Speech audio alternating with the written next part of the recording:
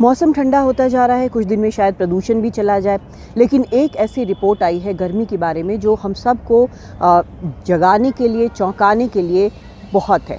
असल में जाने माने मेडिकल जर्नल लैंसेट की ये रिपोर्ट है। कई रिसर्चर्स ने एक रिसर्च किया है और ये काफ़ी अहम माना जाता है। लैंसेट जर्नल जो है इसको काफ़ी गंभीरता से लिया जाता है और इसमें ये कहा गया है कि सन 2050 तक गर्मी से 5 गुना ज़्यादा लोग मरेंगे। आपको पता है कि अभी इस साल क्या हुआ था, गर्मी कितनी जगह कितनी ज़्यादा थी, फॉरेस्ट फायर्स हुए थे और जो हीट वेव चले थे उसमें कितने लोगों की जान गई थी।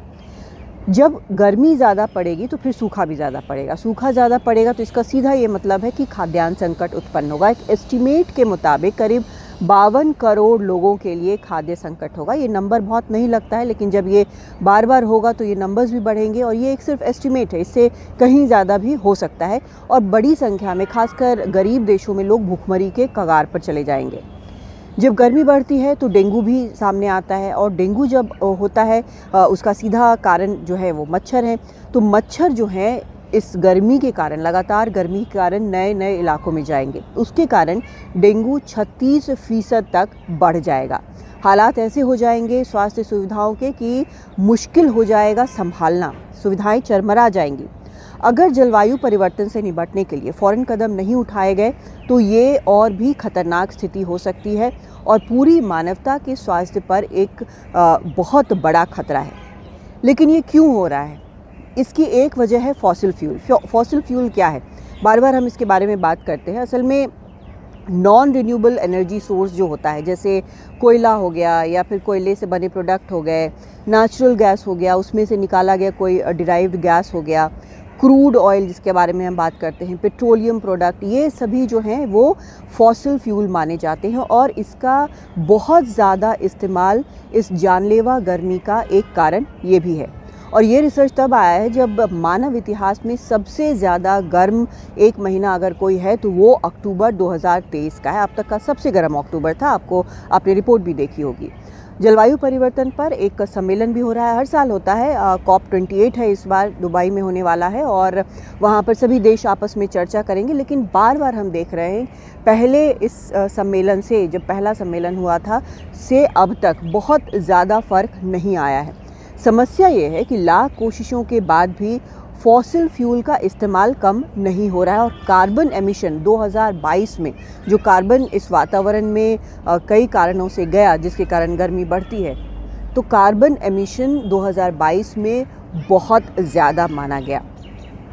लैंसेट की रिसर्च के मुताबिक इस बार 2022 में जो रिसर्च देख रहा है, 2022 में 86 दिन ऐसे थे औसतन जहां पर जानलेवा गर्मी थी और इसमें से 60% दिन ऐसे थे कि ये गर्मी जलवायु परिवर्तन के कारण थी। तो कितने ज़्यादा दिन, 86 में से अगर औसतन 60% है तो आप समझ जाएं कि कितने ज़्यादा ये नंबर्स हैं। और 65 साल से ऊपर, यानी कि वो लोग जो ज़रा उम्र दराज हैं, हो सकता है और स्वास्थ्य समस्याएं हों, 65 साल से ऊपर जो मरे गर्मी के कारण, जिनकी मौत हुई, उनका जो दर है वो 85% बढ़ा। यानी 1991-2000 के बीच में जो मौतें हुई थी और 2013 से 2022 के बीच में जो मौतें हुई इस गर्मी के कारण 65 साल से ऊपर के उम्र के लोगों की, उसमें 85% की बढ़त आई। लेकिन समस्या ये है कि हालात और ख़राब हो सकते हैं। क्यों? क्योंकि धरती के सदी के अंत तक धरती का तापमान माना जा रहा है कि 2 डिग्री तक बढ़ा और ऐसे में अगर लोग जो मरेंगे, जैसा मैंने बताया, उनकी संख्या 2050 तक 370% तक बढ़ जाएगी। मतलब 5 गुना बढ़त यहाँ पर नज़र आ रही है।